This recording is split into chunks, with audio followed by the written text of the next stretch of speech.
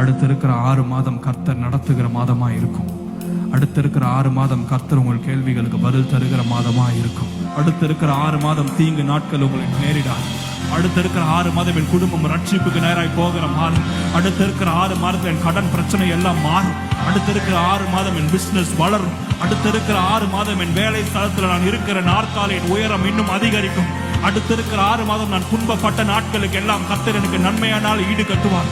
அடுத்து இருக்கிற 6 மாதம் நான் குழப்பத்தின் மத்தியில் நடந்து போகிற பாதையை கர்த்தர் திருப்பி கர்த்தர் என்னை நேர் வழியில நடத்துகிற கர்த்தர்.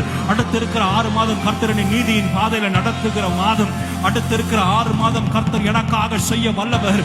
கர்த்தரின் விண்ணப்பங்களை கேட்க வல்லவர். கர்த்தர் என் ஜெபத்துக்கு பதில் தர வல்லவர். கர்த்தர் என் கண்ணீரை துருத்தியில வைக்கிறவராய் இருப்பதனால அதை துடைக்கிற தேவன், அதை கேட்டு அதற்கு பதில் தருகிற வல்லவர். கர்த்தர் புதியவைகளை தோன்ற செய்கிற மாதம். சாம்பலுக்கு பதிலாக சிங்காரத்தையும் வெட்கத்துக்கு பதிலாக வெற்றியையும் தருகிற தேவனை நான் ஆராதிக்கிறோம்.